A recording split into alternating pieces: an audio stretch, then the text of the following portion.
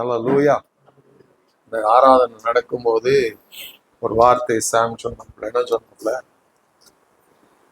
என்ன சொன்னாப்ல?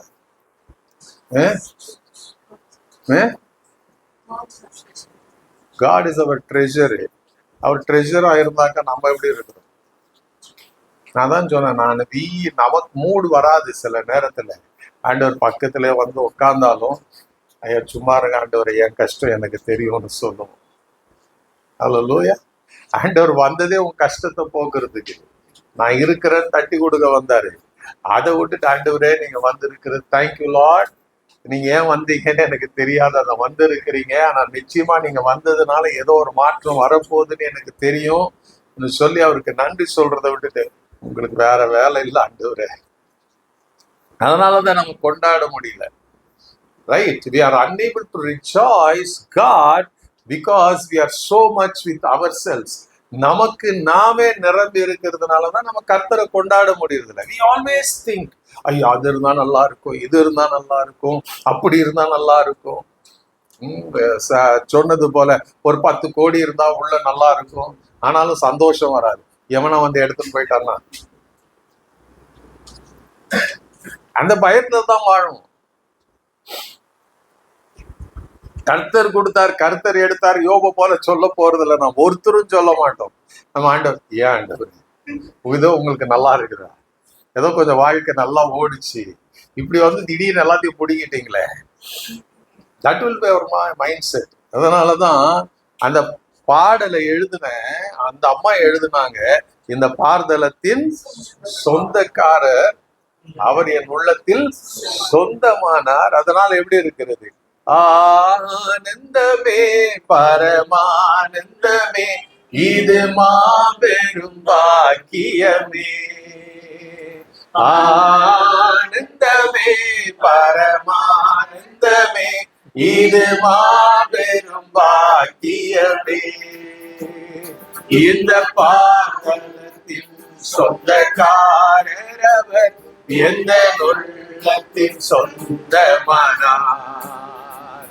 இந்த பாதலத்தின் சொந்தக்காரர் அவர் எந்த உள்ளத்தின் சொந்தமானார்.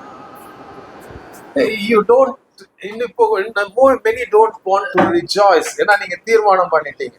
We have decided. என்னன்னு? You have decided. ஒரு பக்தம், I have decided to follow Jesus. என்னன்னா we have decided to follow our sorrow. நம்முடைய துக்கத்தை ஃபாலோ பண்றதுக்கு நம்ம தீர்மானிச்சிட்டோம். அதனால துக்கம் எப்ப பார்த்தாலும் துக்கம், எப்ப பார்த்தாலும் ஃபெயிலியர், எப்ப பார்த்தாலும் ஐயோ, எப்ப பார்த்தாலும் ஐயோ, அதை நினைச்சு நினைச்சு நினைச்சு இந்த மூளைக்குள்ள நரம்பு இருக்குதா. அதனால நீங்க என்னதான் பார்தலத்தின் சொந்தக்காரர் உள்ளத்துல இருந்தாலும் அது இங்கதான் இருக்குது, இங்க வரல. இங்க வந்ததுன்னா நம்ம எப்படி இருப்போம் தெரியுமா? ஒரு பக்தன், ஒரு ஊழியக்காரன் இப்படி சொன்னாரு.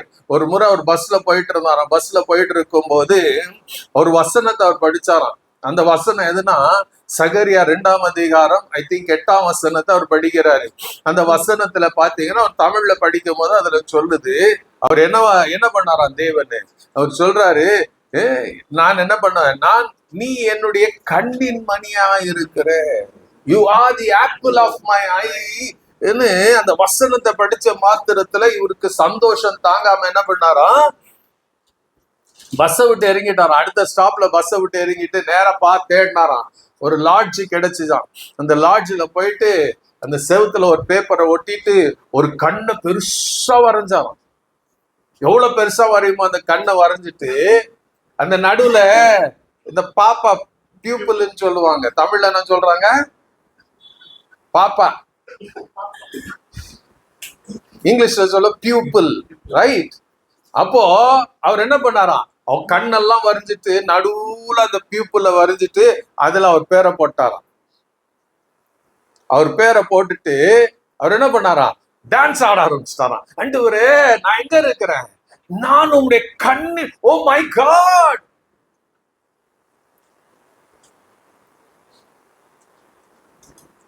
நமக்கு கண்ணின் மணியா நானா, சான்ஸே கிடையாது, நான் இவ்வளவு பெருசா இருக்கிறேன். அவர் சொன்னாரு, Jerusalem is going to be the apple of my eye. என்னுடைய மகிமை வரும். அந்த வசனம் தமிழ்ல படிச்சு பாருங்க. பிற்பாடு மகிமை உண்டாகும் என்று சேனைகளின் கர்த்தர் சொல்லுகிறார். நான் உங்களை கொள்ளையிட்ட ஜாதிகளிடத்திற்கு என்னை அனுப்பினார். உங்களை தொடுகிறவன் அவருடைய கண்மணியை தொடுகிறான். அல்ல, உங்களை தொடுகிறவன். அதை படிச்ச என்ன தொடணும்னா,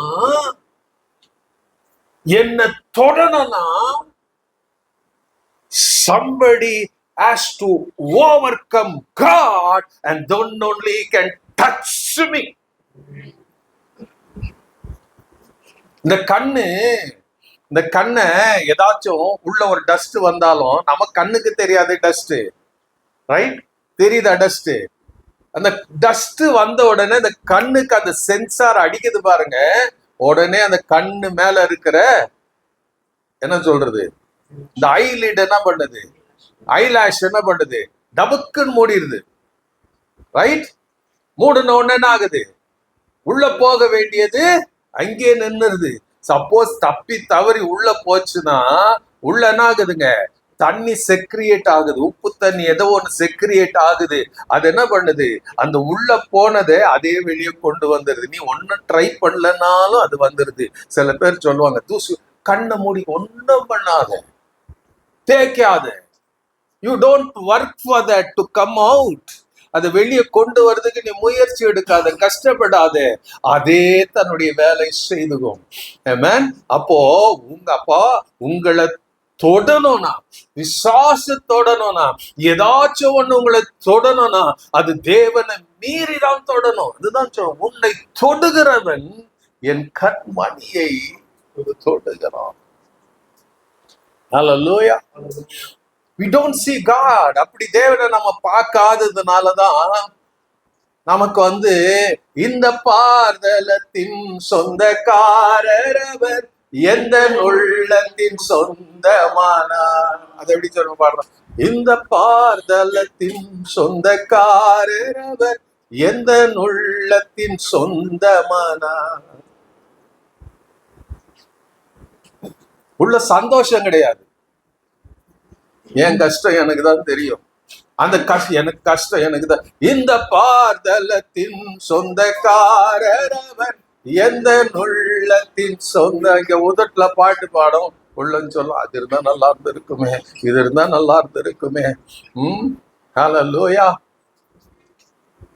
அப்ப உள்ள இருக்கிறவர் என்ன பண்றாருங்க, உள்ள இருக்கிறவரை நம்ம நம்பலன்னு அர்த்தம். Now you are not believing him, you are not trusting him.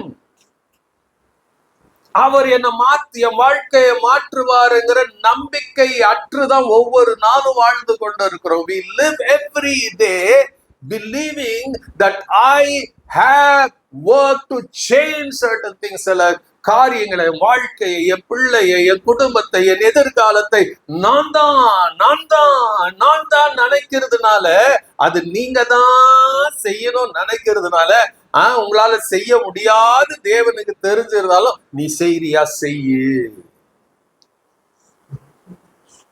நீ என்னைக்கு ஒரு 2 கையை உயர்த்தி என்னால முடியலாண்டுகிறே, it's beyond my strength, beyond my might, beyond my wisdom, beyond my knowledge, beyond my power. Oh Lord, only you can do.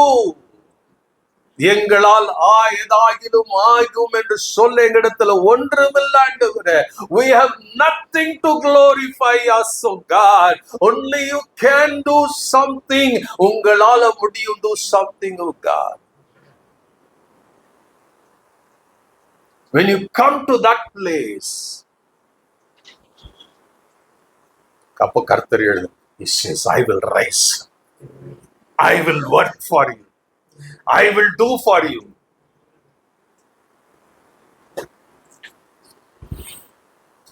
Acknowledge பண்ணணும். அவரை acknowledge பண்ணணும், அவரை பார்த்து உள்ளத்திலிருந்து சொல்லணும். எப்படி?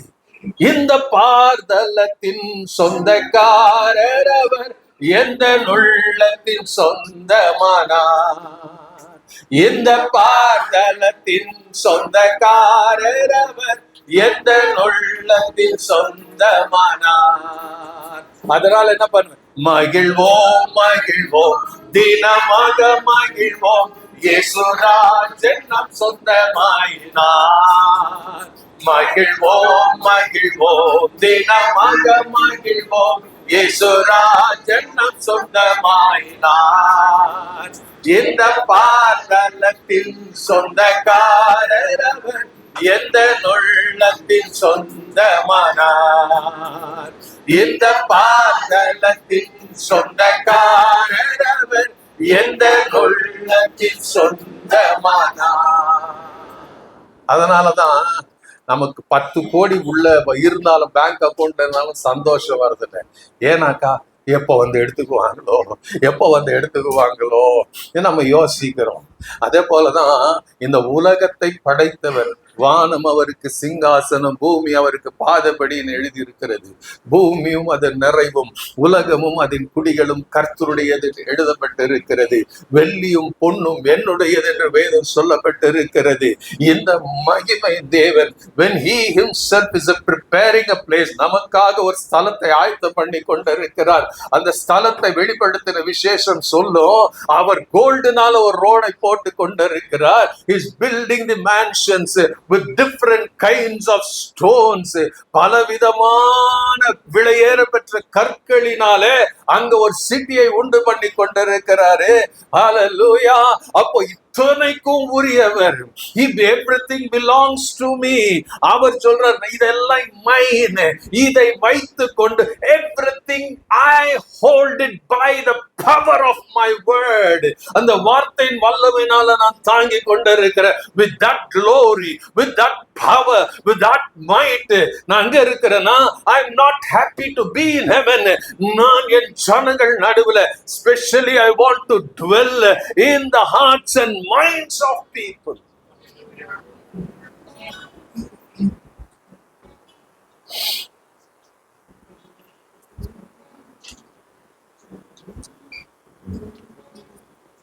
ஹல்லேலூயா. இது ஆண்டவர் பக்கத்துல வந்து கத்தி சொன்னாலும் சரி, மென்மையா சொன்னாலும் சரி, இதெல்லாம் நடக்க முடியாது ஆண்டவரே. I want to be who I am. I want to be I am. I don't want to be whom you say I am. உன் வாழ்க்கையில் அதுதான். இந்த உலகத்துல இருக்கிறவங்க நம்ம பார்த்து, நீங்க ரொம்ப அழகா இருக்கீங்க, ஆமாவா, உடனே போய் எங்க பார்க்கும் சொல்லுங்க. We don't believe. அவங்க சொன்னதை நம்புறது இல்ல. நேரம் போய் கண்ணாடியில பார்த்து, உங்க ட்ரெஸ் நல்லா இருக்குதா, ரொம்ப நல்லா இருக்குதுங்க நீங்க இன்னைக்கு போட்டிருக்கிற ட்ரெஸ், அப்படியே தேங்க்யூன்னு சொல்ல மாட்டோம். நல்லா இருக்குதா? அதே போலதான் when God says I'm in you, நான் உன்னோட இருக்கிறேன், உன் பட்சத்துல இருக்கிறேன், உன்னை என்ன பண்றேன், என் உள்ளங்கையில் வரைந்து வைத்து இருக்கிறேன், நான் எப்போதும் உன்னை பார்த்து கொண்டு இருக்கிறேன்னு சொன்னாலும், எங்க ஆண்டவர் இருக்கிறீங்க? Why Lord? நானே குழிய தோண்டி விழுந்துட்டு ஒரு ஆண்டவர் என்ன விட்டுட்டீங்க?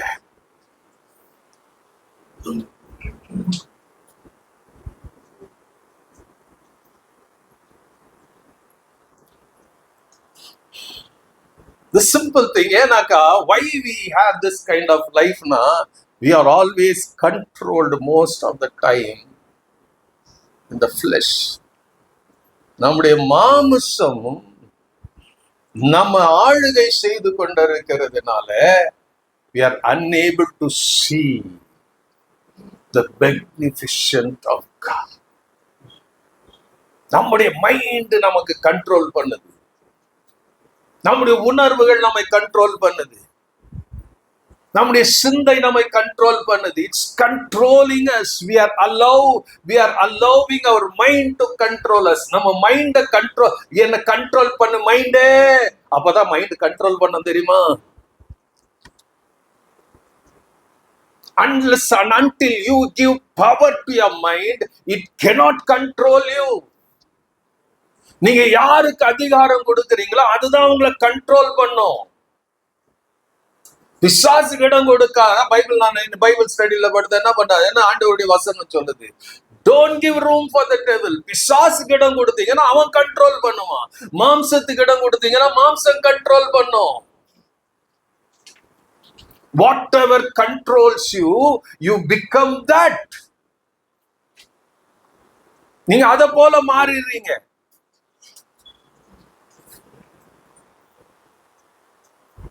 ரோமர் 8ஆம் அதிகாரத்துல 5ஆம் வசனம் பாருங்க. Roman chapter 8 beginning from verse 5. அன்றியும் மாம்சத்தின்படி நடக்கிறவர்கள்,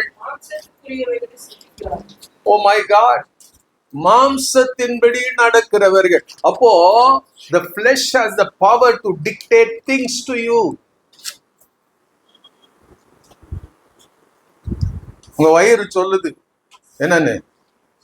பசி எடுக்குது. வயிறு சொல்லுதுதானே வாய் சொல்லுது? வாய் சொன்னதை வயிறு சொல்லுதா? வயிறு சொன்னதை வாய் சொல்லுதா? ஸ்டமக்கு என்ன சொல்லுது? உள்ள கடன்னு வந்துச்சுன்னா வயிறு என்னமோ கடகடாந்து, வயிறு தான் கடகடாந்து. வாய் என்ன சொல்லுது? Why? Flesh is controlling you. Flesh is dominating you. அது சொல்றபடி செய்யறோம். ரைட்? அது சொல்றபடி செய்யறோம். அதான் பைபிள் இங்க என்ன சொல்லுது? வாசிங்க அந்த வசனத்தை. மாம்சத்தின்படி நடக்கிறவர்கள் மாம்சத்துக்குரியவைகளே சிந்திக்கிறார்கள். They will be thinking only about flesh. இன்னொரு விதத்துல சொன்னா they will be thinking only about themselves. Oh, I am என்னால இது முடியல, என்னால அது போல, என்னால I am why this, why that, ஏன்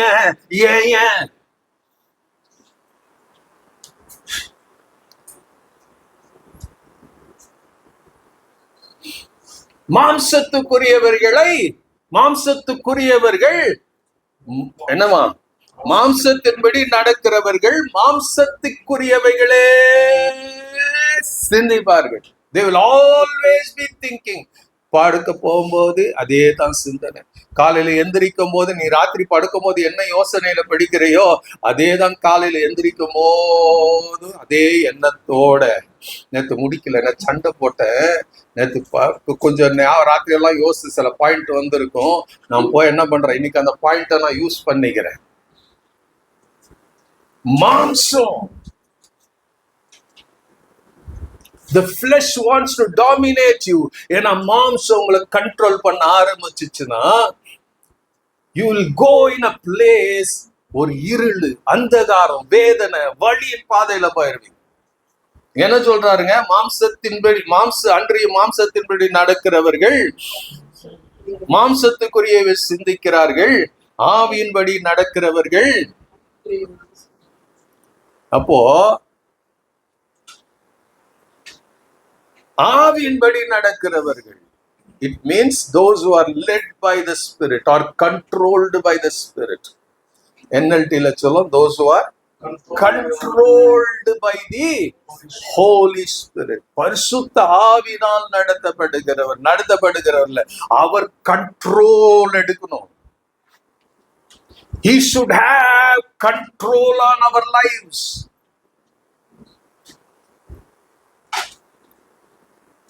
மாம்சம் நம்மளை கண்ட்ரோல் பண்ணா அது பார்த்து கண்ட்ரோல் பண்ணி கொண்டு போயிடும்.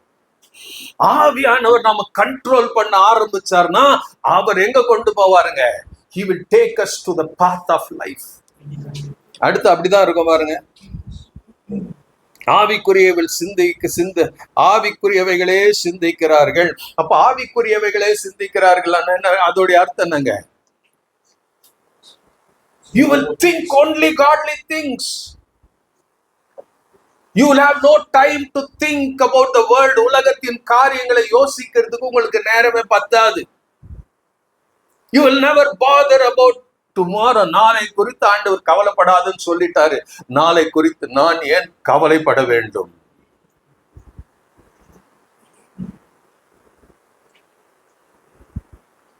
When temptation comes, why should I worry? You think about temptation so much, that is the reason temptation controls your mind. And we blame.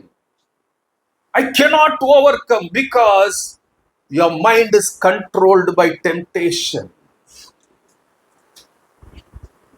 The temptation is ruling your mind. If the Holy Spirit, if you allow the Holy Spirit, ஆவியானவர் உங்களை control எடுக்க விட்டு கொடுத்தீங்கன்னா அவர் நடத்துவார். When you have the Spirit, ஆவியானவர் முழு என்ன தெரியுமா?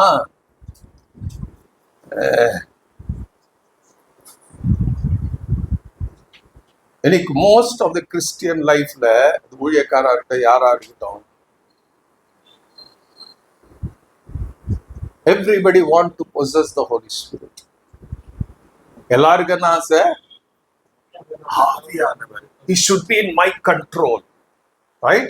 அதனாலதான் ஆவியானவருக்கு நம்ம கட்டளை கொடுக்கிறோம். கூட்டக்குள்ள பாத்தீங்கன்னா கத்துவோம், அக்கினி ஆவியானவரே, ஆவியானவரே அவங்களை தொடுங்க, ஆவியானவரே. ஆவியானவர் தொடுறதுக்கு அவங்க தகுதி இருக்குதோ இல்லையா? ஆனா இங்க கத்துவோம் நாம. We want to control the Holy Spirit. ஆனா உண்மையா when you allow the Holy Spirit to control you, அவர் என்ன பண்ணுவீங்க? You will do His will.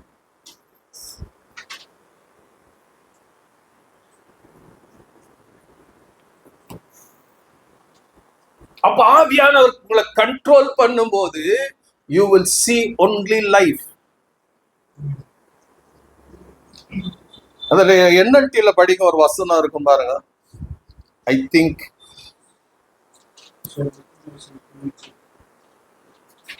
sixth verse படிங்க. So letting your sinful nature control your mind leads to death, but letting the Spirit control your mind leads to life and peace. NLT-ல NLT அது என்ன சொல்லுது? Letting your sinful nature control your mind leads to death, but letting the Spirit control your mind. Spirit, ஆவியானவர் உங்க மனசை control பண்ண விட்டீங்கன்னா என்ன அதோட ரிசல்ட் எங்க வருது? It's life. When the Holy Spirit controls you, it is full of life. Jesus said, இயேசு சொன்னார் யோவான் 10:10, திருடன் திருடவும் கொல்லவும் அழிக்கவும் வேறொன்று இருக்குமாறா, நானும் அவைகளுக்கு I have come to give life, life in abundance. ஜீவனையும் அதை பரிபூர்ணமாய் கொடுக்க வந்த. It means when you are controlled by the Holy Spirit, you have life in fullness. You have the life of God in you. அதோட அர்த்தம் என்ன தெரியுமா? உங்களுக்குள்ள அந்த ஜீவன் இருக்குமானால் அந்த ஜீவன் எங்கேயோ இருக்கிறது இல்ல. That Jeevan, that life will penetrate into every cell of your body. It will go to your mind. It will go to your brain. அவர் கண்ட்ரோல் பண்ண என் லைஃப நான் கண்ட்ரோல் பண்றது இல்ல. ஆவியானவரை கண்ட்ரோல் பண்ண முடியாது. அதை கண்ட்ரோல் பண்ற பேரை சொல்லிட்டு தான் we have become failure. பாவத்துல இருக்கிறோம், அசுத்தத்துல இருக்கிறோம், பண ஆசையில விழுந்து கிடக்கிறோம். எல்லா பாவமும் சபைக்குள்ளேயும் ஊழியக்காரனுக்குள்ளேயும் நிரம்பி இருக்கிறோம். we are unable to live a delivered life. ஒரு வெற்றி உள்ள வாழ்க்கை வாழ முடியல. you cannot feel the God in your life.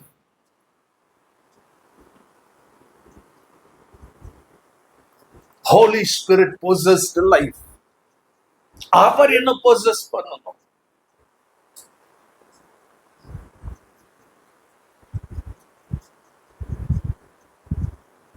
ஏசாயா 61:1 அழகா சொல்லும். The Spirit of the Lord is upon me and he has anointed me to preach good tidings to the poor. கர்த்தருடைய ஆவி என் மேல் இருக்கிறார். ஹல்லேலூயா.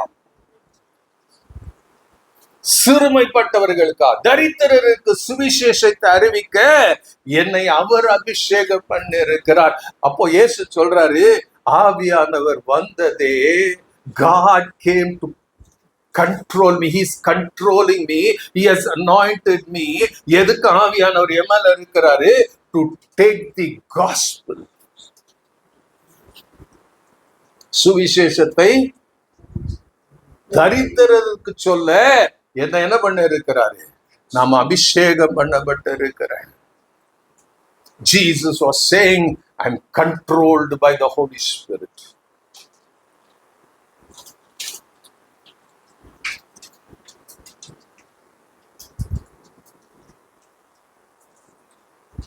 அப்போ அவர் கண்ட்ரோல்ல நாம இருந்தோம்னா அவர் சந்தோஷம்.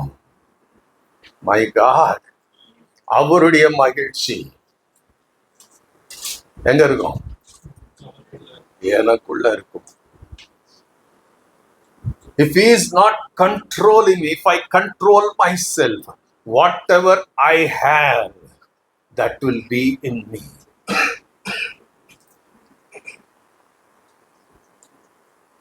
ஆவியானவர் என்னை கண்ட்ரோல் பண்ணுவார்னா, he wants to, when he controls, அவர் அதான் நான் சொன்னல, when he controls ours, you will see his life and his peace. ஆவியானவர்களை கண்ட்ரோல் பண்ணுங்க. ஒருத்தர் ஐயோ சமாதானமே இல்லை, அது சொல்லவே முடியாது. நீ அப்படி சொல்லுவீங்கன்னா it means you are not controlled by the Holy Spirit. When you are controlled, you have உங்க will கிடையாது, உங்க சித்தம் கிடையாது. You have only the will of God. எசேக்கியேல் 47 பாருங்க. Many times ஆவியானவர் அப்படி வந்த உடனே எல்லாம் நினைப்போம். When Holy Spirit comes, it's a process. எசேக்கியேல் 47 அதிகாரம் 1 வசனத்துல இருந்து பாருங்க. Ezekiel chapter 47. பின்பு அவர் யாரு? எசேக்கியேல் புக்கெல்லாம் படிச்சீங்கன்னா அதுல சொல்லும், கர்த்தருடைய ஆவியானவர் அவரை கொண்டாய். God the Holy Spirit. ஆவி என்னை கொண்டு போனது, ஆவி என்னை கொண்டு போனது, ஆவிக்குள்ளானேன், ஆவி என்னை கொண்டு போனது. வெளிப்படுத்தின விசேஷம் படிச்சீங்களா? அதேதான் இவர் சொல்லுவார். ஆவிக்குள், I was in the spirit. In the flesh you cannot see the provision of God. In the spirit you will witness the provision, the glory, the power of God. இங்க அவர் சொல்றாரு, அவர் என்னை எங்க கொண்டு போனாரு? அவர் எங்க கொண்டு போனாருங்க? 37 அதிகாரத்துல படிக்கும்போது எங்க கொண்டு போனாரு? வேலியா உலர்ந்த எலும்புகள் பல இடத்துக்கு கொண்டு போனார் தேவன். See, when you are controlled by the Holy Spirit, அவர் என்ன பண்ணுவாருங்க? அவருக்கு தெரியும் எங்க கொண்டு போனோன்னு, அங்க கொண்டு போயே போவார்.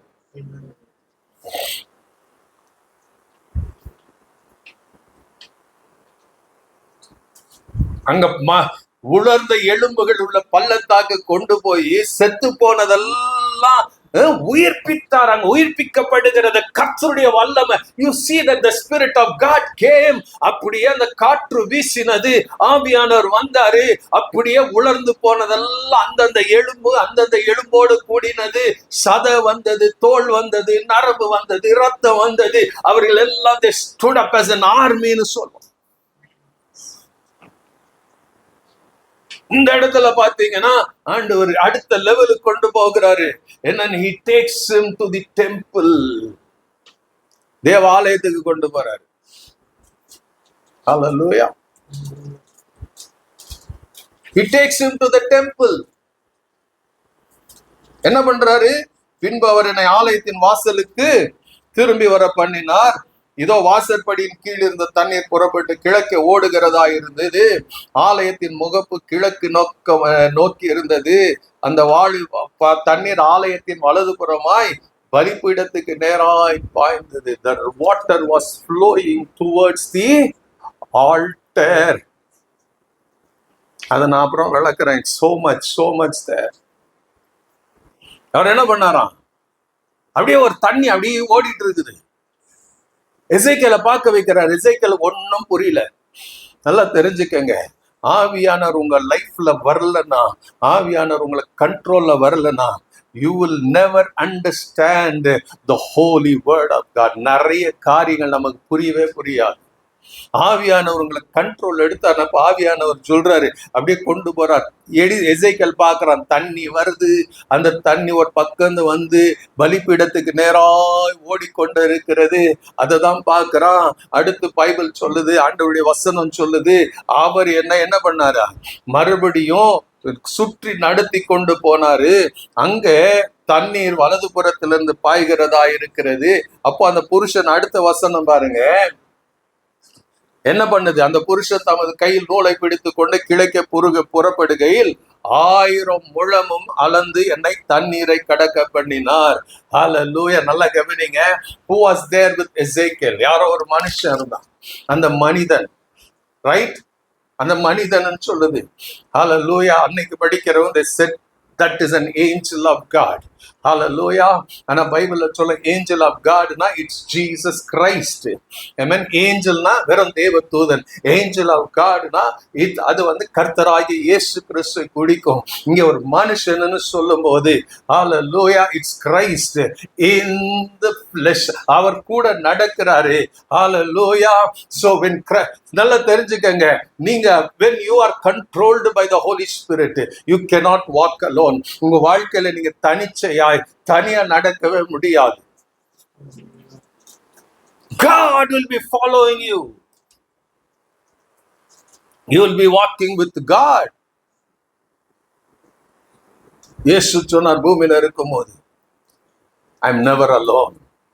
நான் தனித்திறேன், என் பிதா எப்போதும் என்னோட இருக்கிறார். If you are a man and woman of the Holy Spirit, என்ன நடக்குங்க? Holy Spirit will be walking in you.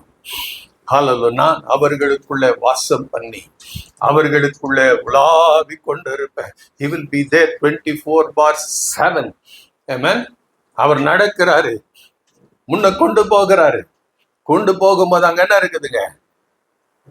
தண்ணி இருக்குது, தண்ணி ஓடிட்டே இருக்குது. இவன் காலை வச்சு பார்க்கறான். பைபிள் சொல்லுது அங்க எவ்வளவு தூரம் இருந்துச்சுங்க? கணுக்கால் அளவு தண்ணீர். அதோடைய அர்த்தம் என்ன தெரியுமா? little bit of spirit walking, 10% of spirit walking, 90% of flesh walking. அது என்ன தெரியுமா? சபைக்குள்ள போய் அந்நிய பாஷையில பேசுவோம். ஸ்தோத்திராண்டவரே. சபைக்குள்ள வந்து இந்த பார்தல்லத்தின் என் சொந்தக்காரர் அவர், எந்த உள்ளத்தின் சொந்தமானார். சபைக்குள்ள.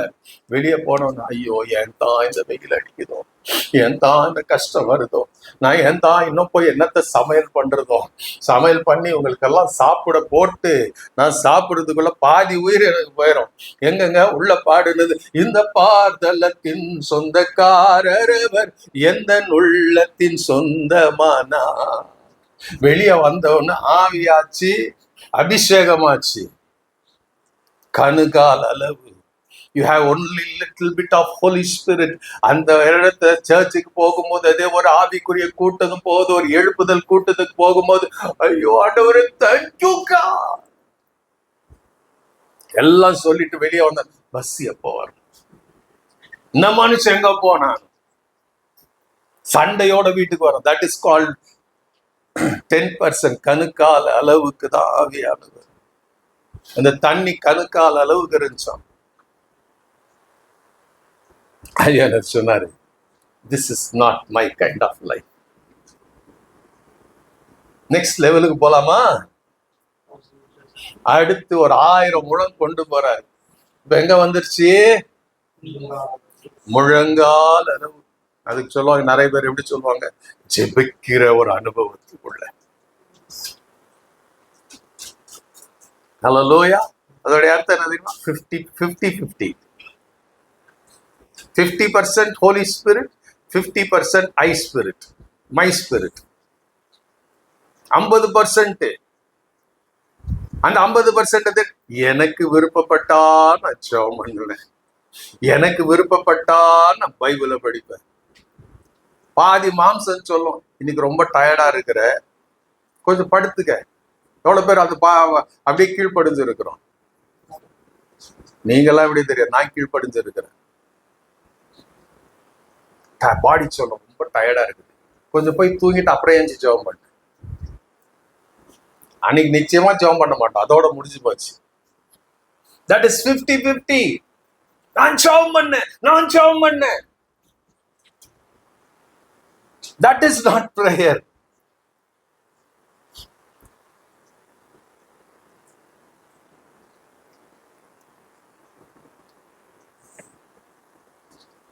You should pray in the Spirit, with the Holy Spirit. அதுதான் உண்மையான ஜெபம். நான் ஜெபம் பண்ணுங்க.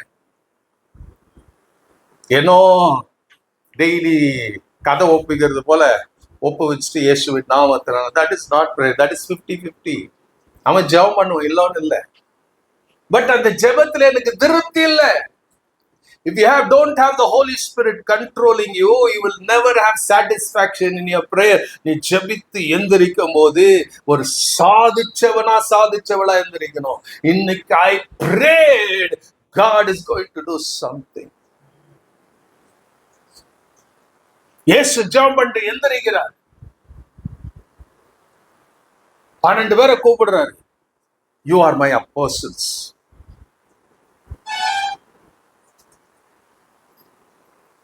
அதுதான் நடக்கும்.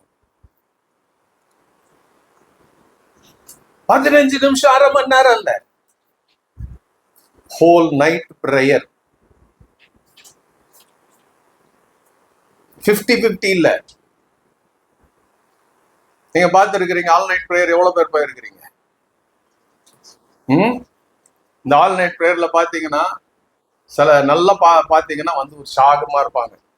அப்புறம் ஒரு 12 மணி அந்த பிரேக் ஆன பிறகு ஒரு பிரேக் நாங்க நடத்தும் போது ஒரு பிரேக் கொடுப்போம், கொஞ்சம் தூங்காம இருக்கிறதுக்கு. தெரியும் தூங்குவாங்க, குடிச்சிட்டு வந்து தூங்குவாங்க. டீ குடிச்சிட்டு வந்து ஸ்நாக்ஸ் எல்லாம் பிஸ்கெட் எல்லாம் சாப்பிட்டு வந்து நல்லா வாயம் திறந்துருவாங்க, கண்ணு மூடி இருக்கும், ஒன்னும் சொல்ல முடியாது. அப்புறம் காலையில எழுந்திரிச்சு அப்படியே எல்லாம் அதெல்லாம் உடம்பெல்லாம் சரி, ராத்திரி எல்லாம் நிச்சயம் பண்ண.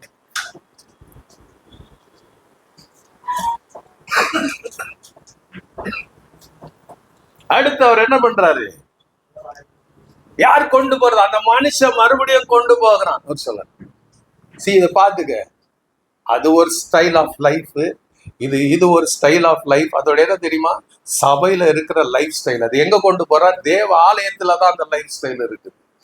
டோன்ட் எவர் திங்க் எல்லாரும் அங்க கூப்பிடு போடுறவங்க எல்லாம் there full of the Holy Spirit நம்ம நம்ப வைக்கிறாங்க. அதெல்லாம் நம்பாதீங்க.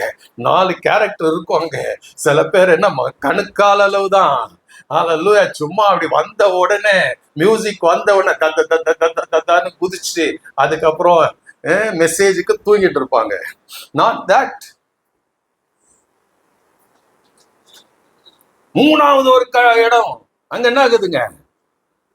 இடுப்பளவு தண்ணி. இன்னும் ஒரு 1000 முழம் போனவொன்னு அது இடுப்பளவு இருக்குது. ஆமென். 75% Holy Ghost, 25% flesh. இடுப்பு அளவு தண்ணி இருந்துச்சுன்னா உங்களால நடக்க முடியுமா? நடக்க முடியாதா? ஸ்ட்ரகிள் பண்ணி நடப்பீங்கல்ல. அப்போ அங்க என்ன தெரியுமா? flesh and spirit will be struggling with each other. கலாத்தியர்ல படிச்சோம்ல, ஆவி மாம்சத்துக்கு விரோதமாகவும் மாம்சம் ஆவிக்கு விரோதமா போராடுதுன்னு. அங்கதான் ஒரு போராட்டம் நிறைந்த வாழ்க்கை ஒரு கிறிஸ்தவனுக்கு இருக்கும். ஆவி ஒரு பக்கம் இழுக்கும், மாம்சம் ஒரு பக்கம் இழுக்கும். எந்த பக்கம் போறதுன்னு தெரியாம குழம்பி இருப்போம். எது ஃபோர்ஸ் அதிகமாகுதோ அப்போ அதை பக்கம் இழுத்துட்டு போயிடும். அப்புறம் போனதுக்கு அப்புறம் ஐயையோ ஏன் தான் இதை நான் பண்ணணும், ஏன் தான் இதை நான் பேசணும், ஏன் தான் அங்க போகணும். அதுக்கப்புறம் வந்து அழுது புலம்பி ஐயோ என்ன பண்ணீங்க ஆண்டவரே. Flesh and spirit will be fighting with each other. அந்த கூட்டம் இருக்கும். அந்த கூட்டம் எப்படி தெரியுமா? எல்லா இடத்துக்கும் போயிடுவாங்க. எல்லாம் எங்க கூப்பிட்டாலும் போயிடுவாங்க. நான் போலன்னா எப்படிங்க? நாங்களும் போனோம். ஒரு சீசன் ஆரம்பத்துல அப்படிதான் போனோம். ஒரு இடத்துக்கு ஒரு ஆனிவர்சரிக்குன்னு கூப்பிட்டாங்க. போயிட்டோம். சர்ச் எல்லாம் முடிச்சுட்டு சாயங்காலம் போறோம். ப்ரேயர் எல்லாம் பண்ண சொல்லிட்டாங்க. ப்ரேயர் எல்லாம் பண்ணி முடிச்ச உடனே கட சவுண்டு. என்னன்னு பார்த்தா பாக்ஸா பாட்டில் வந்து இறங்குது. எப்படி இருக்கும் எனக்கு அது வரைக்கும் தெரியாது. எங்க அவங்க வீட்டுக்கு மேல ஒரு ஷாமியானா போட்டு இருந்தாங்க. இந்த ராமூர்த்தி நகர்ல தான் ஒரு இடத்துல எல்லாம் நடந்துச்சு. பாட்டு இருந்துச்சு, ஆராதனை இருந்துச்சு, ஜெபம் இருந்துச்சு, எல்லாம் இருந்துச்சு. அதுக்கப்புறம் பார்த்தா புதிய அபிஷேகம் வந்துருச்சு, புது வல்லமை வந்துருச்சு. அவங்க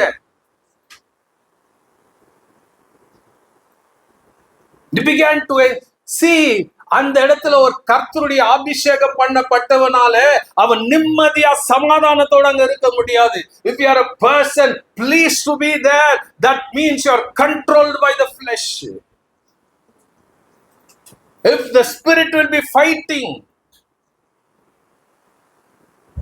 ஆண்டவர் சொன்னது, என் ஆவி மாம்சத்தோட இனி போராடாது.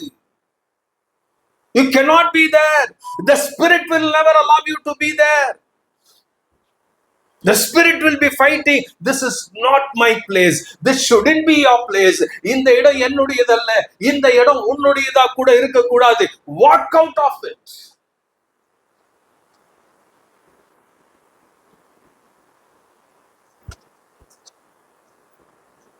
சில இடத்துல போனீங்கன்னா வெறும் நெகட்டிவான வார்த்தைகளே பேசுவாங்க. கேட்டிருக்கீங்களா? அவங்கள குறிச்சும் நெகட்டிவ், பாக்குறவங்கள குறிச்சும் negative. That is not God's spirit. Hallelujah. And if it is being controlled by the spirit, என்ன பண்ணுவாங்க? இயேசு என்ன பண்ணாரு? அவர் வல்லமை நிறைந்தவராக இருந்தார். கூப்பிடுறாரு 12 பேரை, அதுக்கப்புறம் 70 பேரை கூப்பிடுறாரு. போ, கோ, நான் செஞ்சதெல்லாம் நீ செய். சுவிசேஷத்தை அறிவி, விசுவாச துரத்து, வியாதியை குணமாக்கு, மரித்தவர்களை உயிரோட எழுப்பு. போனவங்க எப்படி திரும்பி வந்தாங்க? அவங்க சந்தோஷத்தோட வந்தாங்க. ஏன்னா இயேசு சொன்னதெல்லாம் அவன் செஞ்சுட்டு வந்தான். அப்ப நம்முடைய வாழ்க்கையில என்ன இருக்கணும்? என்ன கர்த்தர் என்னுடைய வச்சிருக்கிறார், இப்போ நீயும் இருக்க முடியும்.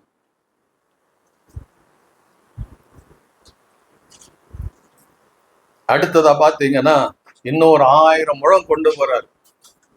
இட் இஸ் 1750 ஸ்கொயர் ஃபீட்டா, 1750 அடி இன்னும் கொண்டு போறான். கொண்டு போனாங்க, என்ன நடக்குதுங்க? அப்போ அங்க சொல்லுது, அடுத்து அங்க தண்ணீர் எப்படி இருந்துச்சுங்க? கடக்க கூடாதபடி 1000 முழம் அங்கே நான் கடக்க கூடாத நதியா இருந்தது. தண்ணீர் நீச்ச ஆழமும் கடக்க முடியாத நதியுமா இருந்தது. கணுக்கால அளவு இருந்த தண்ணீர் இப்போ அந்த மனுஷன் கொண்டு போகிறான். எசேக்கியேல அப்படியே பார்த்துட்டே போறான், ஒண்ணுன்னா பார்த்துட்டு போறான். திடீர்னு எங்கப்பா வந்துச்சு இவ்வளவு தண்ணி? கடக்க கூடாது. It became a river. என்னவா மாறி போச்சு? அவனால நிக்க முடியாது. He cannot walk. He cannot stand. He cannot go against the current. The current took him. இவன் போல இவன் எப்படி இருக்கிறான்? கணுக்கால் இருந்தா நல்லா இருக்கும், முழங்கால் இருந்தா நல்லா இருக்கும், இடுப்பளவு நல்லா இருந்தா இருக்கும். இப்ப இவன் போல something took him. அதுதான் கிறிஸ்துவ வாழ்க்கையா இருக்கணும். The Holy Spirit has to take you. இவன் என்ன கை அடிச்சாலும் கால் அடிச்சாலும் இல்ல, the river was taking him. அந்த நதி அவனை கொண்டு போனது. இயேசு சொன்னார் யோவான் 7ஆம் அதிகாரத்துல, somebody என்ன விசுவாசிக்கிறவன் இருதயத்திலிருந்து என்ன பண்ண புறப்படுமா? ஜீவ தண்ணீர் உள்ள நதிகள், rivers of living water, living rivers of living water. உங்களுக்குள்ள என்ன புறப்படணும்? ஜீவ தண்ணீர் உள்ள நதிகள் புறப்படணும். You are that kind of a person. உங்களை ஆவியானவர் கண்ட்ரோல் பண்ணுவார்னா அதுதான் நடக்கும். என்ன ஆவியானவரு? ஆவியானவரு இல்ல, என்னை கண்ட்ரோல் பண்ணுங்க ஆவியானவரு, என்னை ஆளுகை செய்யுங்க ஆவியானவரு, என்ன நடத்துங்க ஆவியானவரு, நான் நடக்க முடியல ஆவியானவர் நடத்துங்க. That should be our prayer and experience.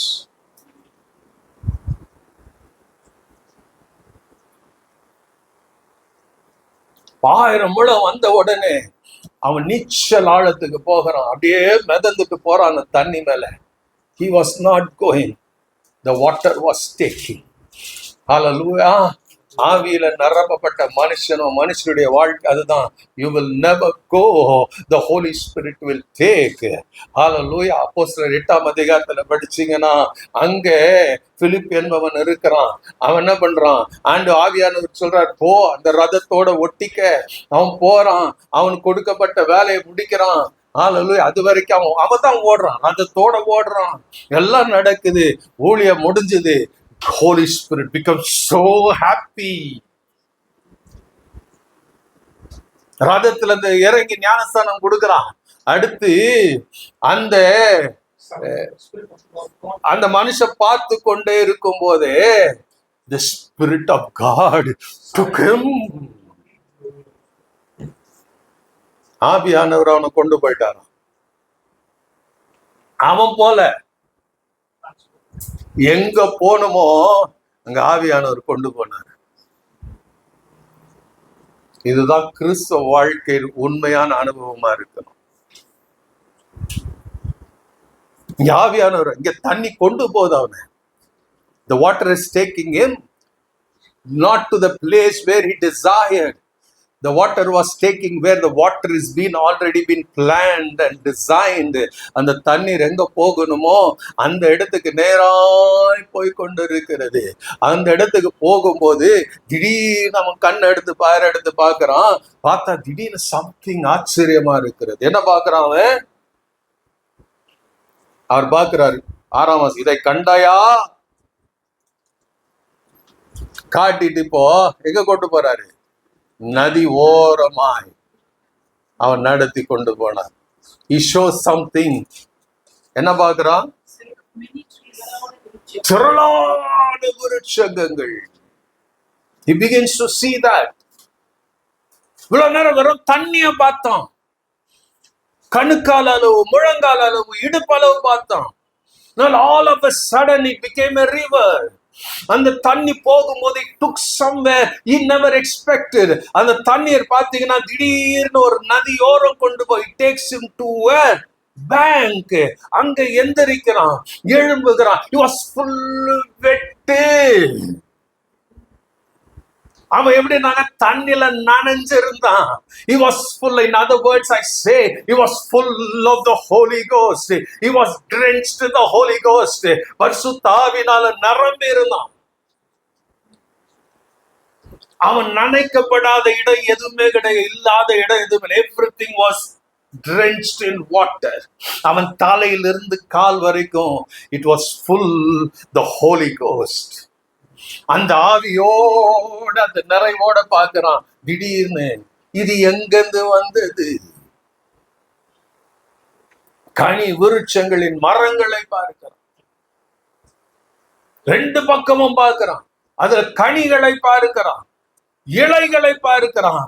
எல்லாத்துக்கும் பைபிள் சொல்லுது there is something or medical properties அந்த இடத்துல இருக்கிறது.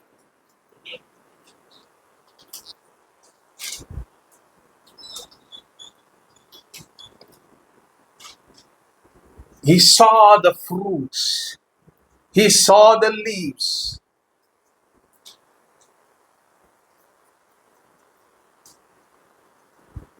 அவர் சொல்ல 9ஆம் வசனத்துல பாருங்க, சம்பவிப்பது என்ன என்றால் இந்த நதி போகும் இடங்கும் சஞ்சரிக்கும் ஜீவ பிராணிகள் யாவும் பிழைக்கும்.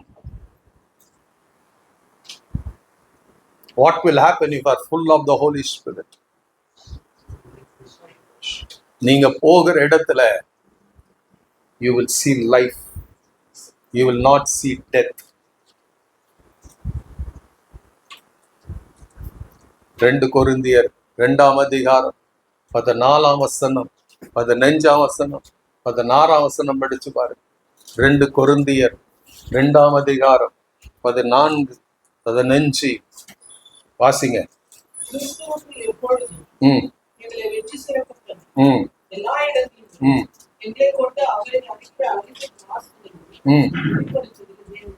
ஸ்தோத்திரம்.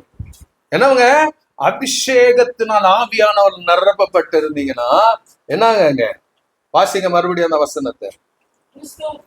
கிறிஸ்துக்குள் எப்பொழுதும் எங்களை வெற்றி சிறக்க பண்ணி எல்லா இடங்களிலும் எங்களை கொண்டு அவரை அறிகிற அறிவின் வாசனையை வெளிப்படுத்துகிற தேவனுக்கு ஸ்தோத்திரம். நீங்க போய் பேச வேண்டியதில்லை. when you are full of the Holy Spirit, people will see Jesus in you. அடுத்து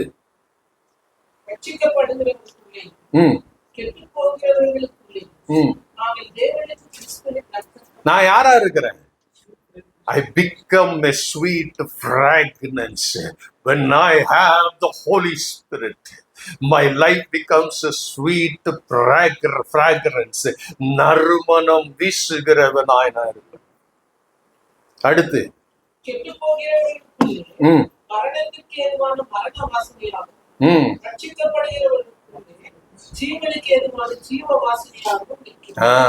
உங்க வார்த்தை நீங்க அங்க போய் நிக்கும் போதே 2 கூட்டம் இருக்காங்க. God will make you to see. உங்க வார்த்தைக்கு எதிரா இருப்பாங்க. Because they are controlled by the devil. They will go to eternal death. இன்னொரு பக்கம் ஒரு கூட்டம் இருக்கும். That is going to for eternal life. அவர்களுக்கு நீங்க போய் நிக்கும் போது உங்க வாயிலிருந்து புறப்படுகிற வார்த்தை, உங்க பிரசன்னம், it will bring life. ஜீவ வாசனையா இருக்கும். இது சர்வ சாதாரணமா நடக்கிற ஒரு ஆவினால் நிரப்பப்பட்ட மனுஷனுடைய வாழ்க்கையில இருக்கும். இங்க என்ன சொல்றாரு?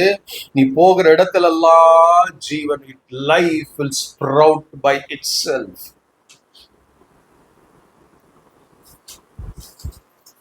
இந்த நதி போகும் இடமுள்ள யாவும் ஆரோக்கியப்பட்டு பிழைக்கும். அதுதான் பைபிள் சொல்லுது. Gifts of healing. ஆவின் 9 வரங்கள்ல ஒரு வரம் என்ன வரங்க? குணமாக்கும் வரங்கள். நல்ல கவனிங்க. அந்த இடத்தை பார்த்தீங்கன்னா 1 கொரிந்தியர் 12 gifts of healing.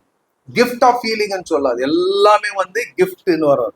Gift of knowledge, gift of wisdom, gift of prophecy, gift of faith, அது இருக்கும்.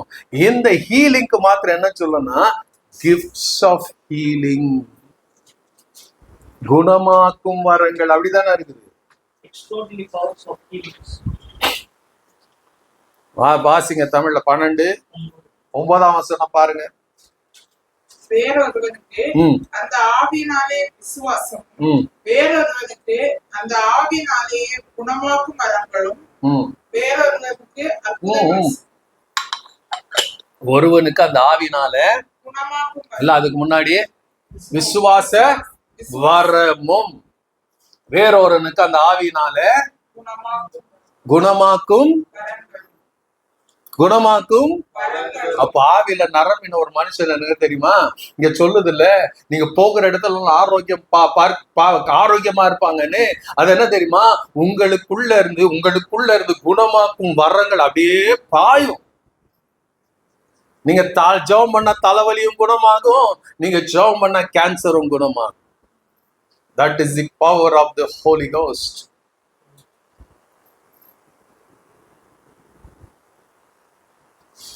அப்போ மாம்ச சிந்தை என்ன பண்ணும்? It will produce death. Spirit controlled life will produce life and peace. அப்போ நீங்க யாரால் கண்ட்ரோல் பண்ண? அப்ப நான் சொன்னேன், Philip, the Holy Spirit took. He was in the control of the Holy Spirit. Philip was not controlling the Holy Spirit. He was controlled by the Holy Spirit. அப்போ நம்முடைய வாழ்க்கையில் என்ன இருக்கணும்? You should be controlled by the Holy Spirit. அதுக்கு இடம் கொடுக்கணும். நீங்க என்ன சொல்றீங்களோ அதுக்கு எஸ் அண்ட் ஆமென் லார்ட். நான் சொல்றது நல்லா இருக்கு ஆண்டவர், எனக்கு நல்லா இருக்கு, உங்களுக்கு நல்லா இல்லைன்னா வேணாம் ஆண்டவர். ஒப்பு கொடுக்கலாமா? பேசிட்டா போலாம்.